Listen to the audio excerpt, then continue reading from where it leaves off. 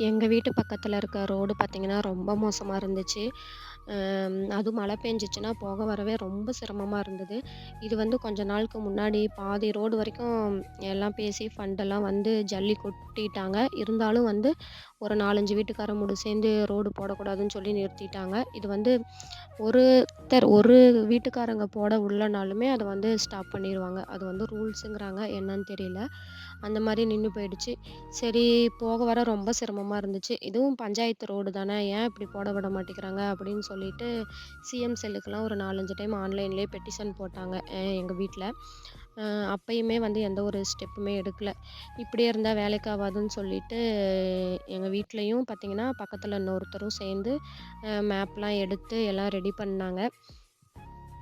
ஊர்ல வந்து ஒரு 80%க்கு மேல இருக்க வீட்டுக்காரங்க ரோடு போடணும்னு நெனச்சாலுமே, அவங்க யாருக்கிட்ட போய் கேட்கணும், என்ன பண்ணணும், மேப்லாம் எப்படி எடுக்கணுங்கிறது அவங்களுக்கு தெரியல.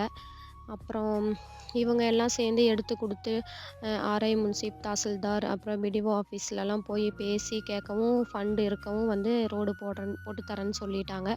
இருந்தாலுமே அளக்கிறப்ப, ஜல்லி கொட்டுறப்ப, அதுக்கப்புறம் பார்த்தீங்கன்னா, கல்லு நடுறப்ப, அந்த மாரி ஒவ்வொரு டைமுமே சண்ட தான். அந்த சண்டைய தீர்க்கவே மாசக்கணக்குல ஆயிப்போச்சு. எப்படியோ ஒண்ணு ஃபைனலா ரோட்ட வந்து போட்டு முடிச்சாச்சுங்க.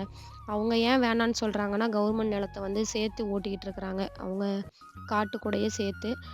ரோடு போட்டாங்கன்னா, அதையெல்லாம் நிறவிருவாங்க அப்படின்ட்டு உடல. அதே மாரி கவர்மெண்ட் ரோட்டு ஓரத்திலேயே நெறைய மரமும் வச்சிருந்தாங்க.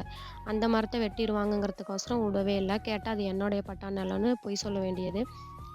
இதே மாரி தான் பண்ணிட்டுருந்தாங்க. அளந்து கல்லு ஊனதுக்கப்புறம் எல்லாருமே கம்முனு இருந்துட்டாங்க. இந்த மாரி உங்க வீட்டு சைடு வந்து கவர்மெண்ட் நிலம் தான் 10 அடி, 12 அடி இருக்கு. பஞ்சாயத்து ரோடு தான். ஆனா ஒரு சிலர் போட விட மாட்டேங்கிறாங்க. அதுக்கு ஃபர்ஸ்ட்டு யார போய் கான்டாக்ட் பண்ணணும்? என்ன பண்ணணுங்கிற ஏதாவது டீட்டெயில்ஸ் வேணும்னா கமெண்ட்ல கேளுங்க. உண்மையாவே ரோடு போட்டதுக்கப்புறம் போக வர அவ்ளோ ஈஸியா இருந்துச்சு. அது ஏன் புரிஞ்சுக்க மாட்டேங்கிறாங்கன்னே தெரியல. ரோடே இல்லனாலும் நான் உழுந்து எழுந்திரிச்சு போனாலும் பரவால்ல. ஆனா எனக்கு ரோடு போடக்கூடாது. இந்த மரமும், நான் சேர்த்தி ஓட்டுற நிலமும் தான் எனக்கு முக்கியங்கிற மாரியே அவங்க இருந்தாங்க. இதுக்காகவே 1 மாசம் ஆஃபீஸ் வேலைய விட்டுட்டு கூட பார்த்துட்டு இருந்தாங்க. இந்த வீடியோ பிடிச்சிருந்தா ஃபாலோ பண்ணிக்கோங்க.